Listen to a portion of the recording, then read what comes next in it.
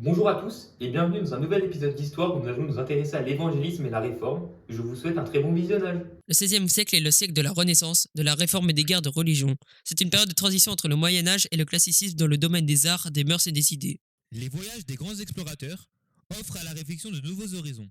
Les découvertes scientifiques ou techniques comme l'imprimerie permettent une plus large diffusion des idées. L'Italie où la Renaissance fleurit depuis un siècle offre un modèle à ceux qui veulent rompre avec des traditions considérées, périmées, telles que la religion austère et l'enseignement scolastique de l'université. En France, François Ier règne depuis 1515. Il est favorable à cet esprit nouveau et protège les savants, écrivains et artistes. Au début du XVIe siècle, il y a de nombreux bouleversements religieux. L'Église catholique est fortement critiquée, les humanistes critiquent le christianisme, dénoncent les abus d'une Église trop puissante et exigent des réformes. L'unité de la chrétienté est remise en cause. Il y a une redécouverte de la Bible qui se propage en Europe grâce à l'imprimerie. La réforme protestante éclate avec notamment Martin Luther en Allemagne et Calvin en France. Elle correspond en partie à l'expression d'une culture alors marquée par une profonde angoisse à la vie éternelle.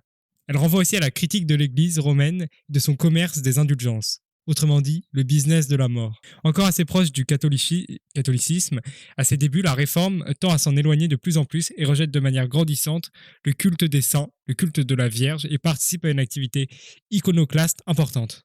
La réflexion humaine du XVIe siècle est marquée par l'influence du courant évangélique qui prône la lecture directe des textes de la Bible.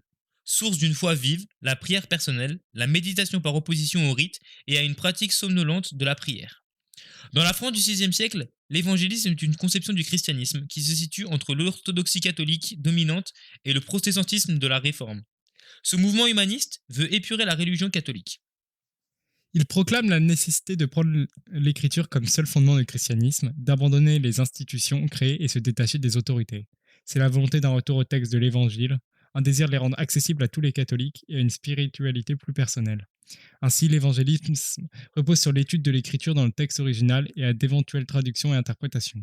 Ce travail philologique est pour les évangiles un des moyens de revenir aux origines du christianisme, avant de toute tradition élaborée par les hommes.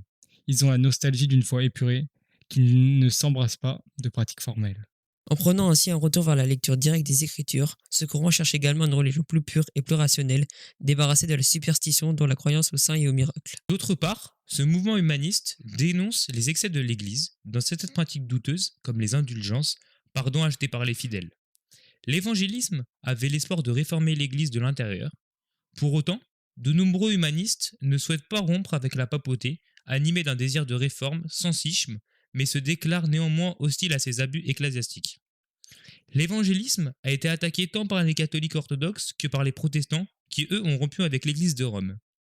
Ce mouvement humaniste est essentiellement représenté par Erasme, puis par Rabelais.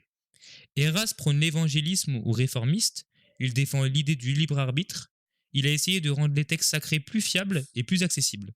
Pris dans la tourmente religieuse et politique de la Réforme, Rabelais se montre à la fois sensible et critique vis-à-vis des grandes questions de son temps.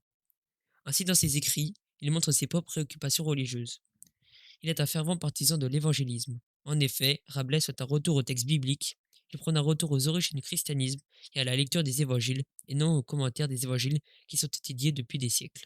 Il critique l'Église et dénonce ses abus, l'absence de vocation dans le clergé, l'ignorance des moines. Dans le domaine de la foi, en revenant au texte sacré, il veut lutter en faveur d'une foi évangélique, une foi moins superficielle. Ainsi, il exprime ses réticences envers les messes innombrables, les chapelets, les pèlerinages, toute manifestation d'un formalisme desséché. Pour lui, le système monastique, fait de prières qui rythment la journée, n'a rien à voir avec la religion du Christ.